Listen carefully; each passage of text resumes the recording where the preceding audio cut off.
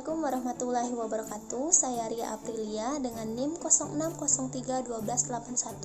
06031281924022. Kelas Indralaya akan menampilkan serta menjelaskan video singkat mengenai kasus atau permasalahan yang berkaitan dengan etika pendidik. Tujuan pembuatan video ini adalah sebagai penilaian ulangan tengah semester mata kuliah etika pendidik. Berikut adalah video singkat mengenai permasalahan atau kasus yang berkaitan dengan etika pendidik, yaitu kasus atau permasalahan kekerasan seksual di sekolah. Seorang guru di Kabupaten Cilacap, Jawa Tengah tega mencabuli 15 anak didiknya. Pelaku menggunakan modus iming-iming para korban akan diberi nilai pelajaran yang bagus. Polisi menangkap seorang guru sekolah dasar negeri di Patimuan, Kabupaten Cilacap yang diduga mencabuli 15 muridnya. Kasus ini terungkap setelah orang tua korban melaporkan kepada polisi. Berdasarkan hasil pemeriksaan, pelaku yang merupakan PNS guru mata pelajaran agama melakukan aksi bejatnya di dalam kelas pada saat jam istirahat sekolah. Para korban yang rata-rata masih duduk di bangku kelas 4 dan 5 sekolah dasar ini diiming-imingi nilai yang bagus. Tersangka mengaku masing-masing siswi menjadi korbannya sedikitnya 5 kali. Tindakan bejat itu dilakukan sejak September lalu ketika pembelajaran tatap muka kembali digelar. Pada saat ini, kasus pelecehan di lingkungan sekolah semakin memprihatinkan dan menjadi perhatian pemerintah dan masyarakat. Pelecehan tidak hanya berupa kekerasan fisik saja, tetapi juga berupa kekerasan seksual. Komisi Perlindungan Anak Indonesia atau KPAI mencatat terdapat 18 kasus kekerasan seksual di sekolah sepanjang tahun 2021.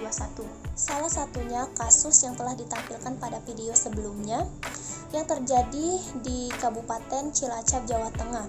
Seorang oknum guru yang berinisial MAYH berusia 50 tahun melakukan kekerasan seksual atau mencabuli 15 siswanya dengan iming-iming akan memberikan nilai agama yang bagus.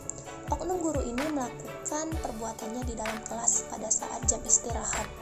Perbuatan cabul ini mulai dilakukannya pada bulan September lalu sejak pembelajaran tatap muka dimulai. Guru ini berstatus sebagai pegawai negeri sipil di salah satu SD di Cilacap yang mengajar mata pelajaran agama.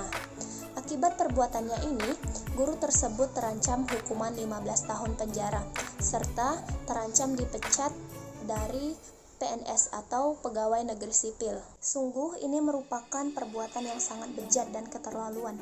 Perbuatan yang dilakukan oknum-oknum guru ini sudah sangat melanggar kode etik sebagai guru, yang seharusnya tugas utama guru adalah mendidik dan membimbing siswanya. Ini justru malah merusak masa depan siswa, bahkan merusak mental. Dengan perlakuan pelecehan kepada siswa di sekolah akan berdampak pada psikologis anak tersebut dengan mengalami kecerdasan yang tidak berimbang, ketakutan melakukan sesuatu, berkurangnya rasa percaya diri anak, dan lain sebagainya.